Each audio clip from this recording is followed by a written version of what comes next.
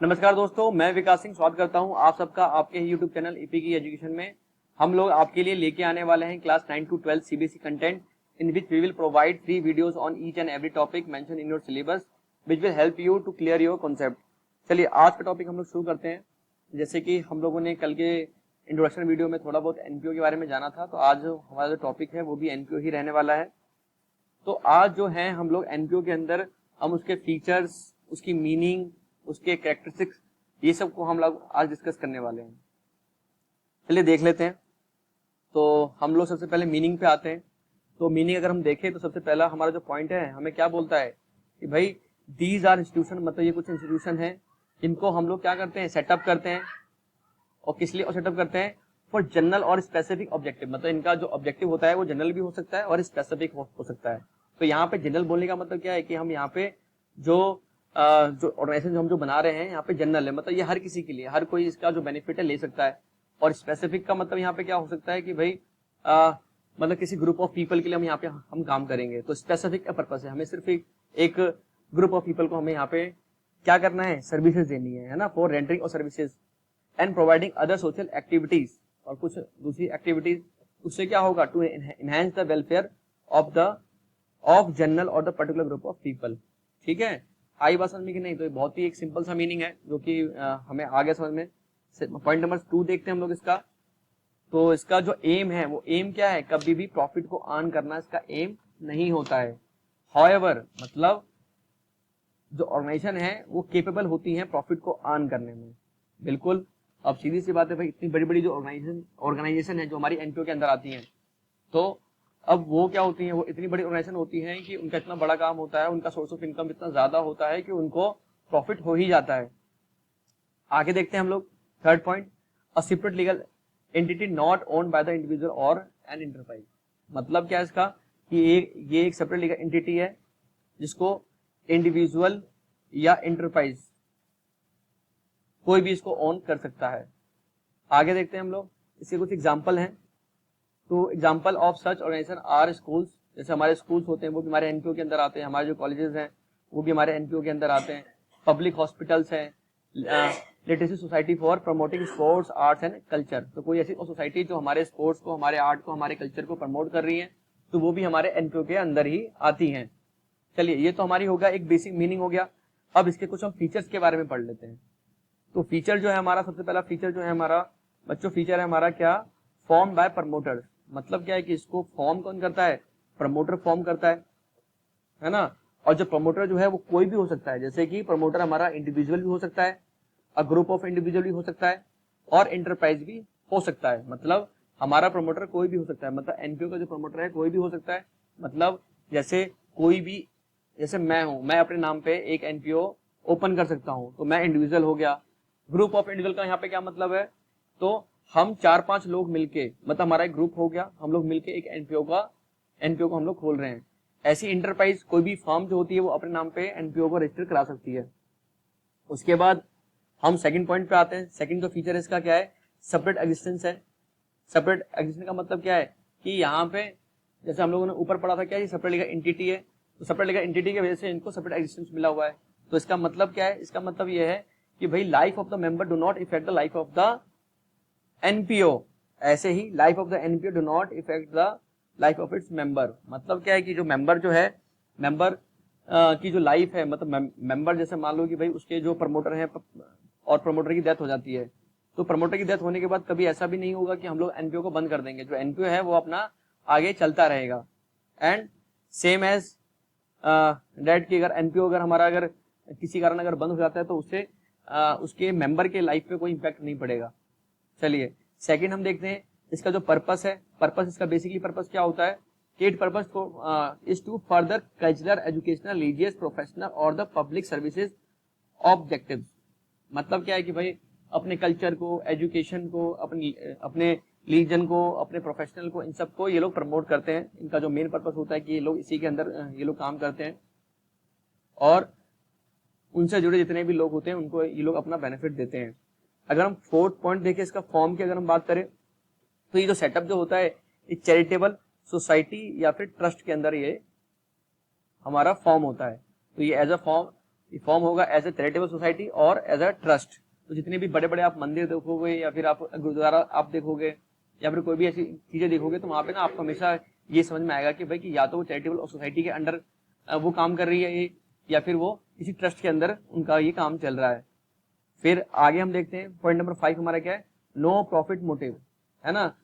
तो इनका जो मोटिव होता है कभी भी प्रॉफिट को अर्न करना नहीं होता है, लेकिन ये क्या होते हैं, केपेबल होते हैं ऑफ अर्निंग प्रॉफिट, इनको प्रॉफिट हो जाता है इन अ लॉन्ग रन, है ना। और एनी सरप्लस, और एक बात और कि देखो जैसे होता क्या है कि जितने भी प्रॉफिट ऑर्गेनाइजेशन होते हैं, है ना, तो वहां पे जब भी कोई प्रॉफिट अर्न होता है तो वो लोग उस प्रॉफिट का क्या काम करते हैं, या तो उसमें से कुछ पैसा अपने एज रिटेन अर्निंग या फिर एज अ रिजर्व रख के वो अपने फ्यूचर के ग्रोथ के लिए वो लोग उस पैसे को यूज करते हैं, और बचा हुआ पैसा जो है ये लोग आपस में बांट लेते हैं। बट अगर हम एनपीओ की बात करें तो एनपीओ में जो भी सरप्लस होता है ये अपने क्या करते हैं, ये लोग अपने फर्दर जो आगे के जो इनके जो ऑब्जेक्टिव्स हैं उनको पूरा करने के लिए ये लोग उन पैसों को यूज करते हैं। अपने मेंबर्स को ये लोग कभी भी पैसे नहीं बांटते हैं, अपने मेंबर्स को ये लोग पैसा नहीं देते हैं, क्योंकि यहाँ पे कोई भी पैसा कमाने नहीं बैठा है, यहाँ पे लोगों को सर्विस देने बैठा है। बात आई समझ में, यहाँ तक क्लियर हो गया। चलिए आगे हम देखते हैं हमारा जो मैनेजमेंट है, ठीक है।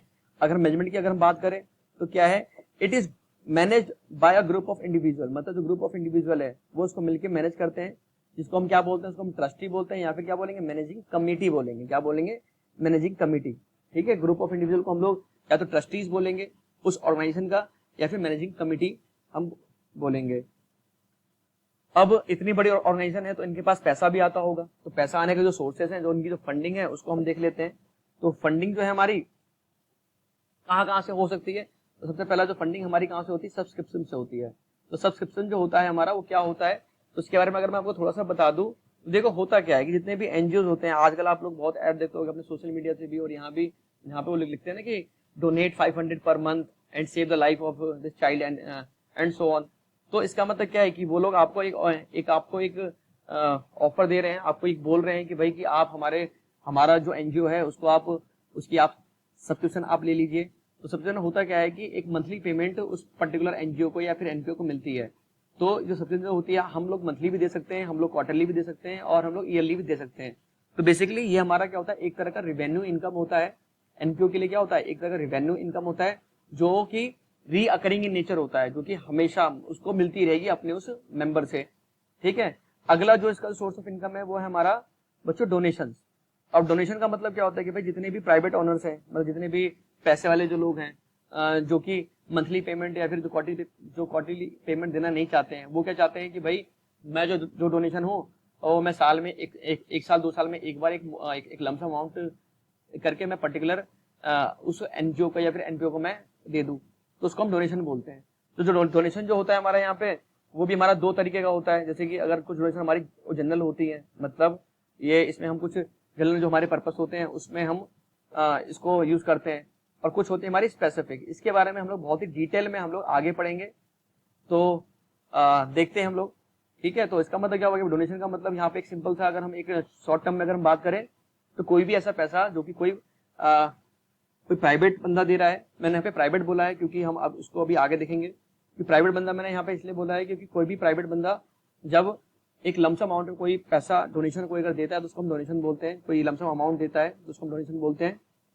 अब देखिए हमारा क्या है, अगला है हमारा गवर्नमेंट ग्रांट्स, ठीक है। तो गवर्नमेंट ग्रांट्स का मतलब क्या है यहाँ पे, तो ये भी एक तरह का डोनेशन ही है, बट इसको दे कौन रहा है, गवर्नमेंट दे रहा है, तो इसलिए हम इसको क्या बोलेंगे, इसको हम ग्रांट्स बोलेंगे, है ना। तो होता क्या है कि जितने भी हमारे जो एनपीओज हैं या फिर एनजीओज हैं जो अच्छा काम करते हैं, तो उनको सरकार क्या करती है, सरकार उनको प्रमोट करने के लिए, उनसे काम अपना निकलवाने के लिए, क्योंकि कोई भी सोसाइटी को रन कराने के लिए जो गवर्नमेंट होती है वो अकेले काम नहीं कर पाती है, तो वहां पे काम करने के लिए गवर्नमेंट और प्राइवेट सेक्टर को दोनों को मिलके काम करना पड़ता है। तो यहाँ पे जो गवर्नमेंट है वो क्या करती है, वो ऐसे एनजीओज को या फिर ऐसे एनपीओज को, जो एनपीओ के अंदर जो इंक्लूडेड है, तो उनको ये लोग प्रमोट करने के लिए कुछ पैसा देती है। जैसे अगर मैं अभी एक रिसेंट एग्जांपल दूं मैं, तो जैसे हमारी दिल्ली गवर्नमेंट जो है उन्होंने क्या किया, उन्होंने काफी सारा पैसा इस्कॉन टेम्पल को दिया, फिर काफी सारा पैसा इन्होंने हमारा यहाँ पे जो बंगला साहिब गुरुद्वारा है उसको दिया। क्यों, क्योंकि उसके पीछे उसका मेन रीजन क्या था कि हम लोग हमारी जो सरकार को ग्रांट देके और अपना उनका जो एक जनरल पर्पस है कि भाई लोगों को खाना पहुंचे इस पेंडेमिक में, तो वो उनका पर्पस था, तो इसलिए वो उनको पैसा देते थे। और बाकी जो पैसा है उनका अदर रिसिप्ट है, मतलब कुछ भी हो सकता है, जैसे कि वो कोई फीस लेते हैं या फिर कोई एनुअल फीस लेते हैं, तो जो जितनी भी ऐसी फीस वगैरह जो होती है वो हमारी अदर रिसिप्ट के अंदर आ जाएंगी। चलिए अब हम देखते हैं अकाउंट्स। अकाउंट्स के बारे में अगर हम देखें तो इसमें देखिए, जैसे हम लोगों ने क्लास 11 में पढ़ा था कि भाई जितनी भी प्रॉफिट ऑर्गेनाइजेशन होती हैं वो अपने पास फाइनेंशियल स्टेटमेंट बनाती हैं, तो उसके अंदर वो लोग ट्रेडिंग अकाउंट बनाते थे, प्रॉफिट एंड लॉस अकाउंट बनाते थे, उसके बाद वो लोग बैलेंस शीट बनाते थे। बट यहाँ पे क्या है कि यहाँ पे हम लोग ट्रेडिंग तो कर नहीं रहे हैं, तो यहाँ पे हमारा जो अकाउंट है वो भी हमारा अलग हो जाएगा। जैसे कि हम लोग यहाँ पे 3 अकाउंट हम लोग यहाँ पे फॉलो करते हैं, बनाते हैं हम लोग यहाँ पे, जैसे कि यहाँ पे हमारा बनता है रिसिप्ट एंड पेमेंट अकाउंट बनता है, उसके बाद इनकम एंड एक्सपेंडिचर अकाउंट बनता है और हमारी बैलेंस शीट बनती है। तो इसके बारे में अगर थोड़ा थोड़ा अगर हम अभी बात करें तो जैसे रिसिप्ट एंड पेमेंट अकाउंट जो है हमारा, है ना, तो जैसे हमारा जो एनजीओ है उसके अंदर क्या होता है कि भाई पैसा आता है अलग अलग सोर्सेज से, और पैसा हम उसको खर्चा करते हैं या फिर हम आगे उसको हम फर्दर पेमेंट करते हैं। तो जो हमारा रिसिप्ट एंड पेमेंट अकाउंट में उसको हम शो करते हैं। जैसे हमारा प्रॉफिट ऑर्गेनाइजेशन में हम लोग कैश बुक को हम लोग मेंटेन करते थे, कैश बुक हम लोग को याद होगा, तो बस कैश बुक की तरह ही होता है हमारा रिसिप्ट एंड पेमेंट अकाउंट, जिसके रिसिप्ट साइड पे जितनी भी हमारी इनकम होती है, चाहे वो आपकी कैपिटल नेचर की हो चाहे आपकी वो रेवेन्यू नेचर की हो, सबको हम यहाँ पे हम लिखते हैं। और पेमेंट साइड पे आपकी जितनी भी पेमेंट है, जितने भी आपके खर्चे हैं, जिसको भी आप पैसा दे रहे हो, है ना, चाहे वो पेमेंट आपका रेवेन्यू नेचर का हो चाहे आपका वो कैपिटल नेचर का हो, तो सारी पेमेंट जो है हमारी पेमेंट साइड पे आती है रिसिप्ट एंड पेमेंट अकाउंट के अंदर।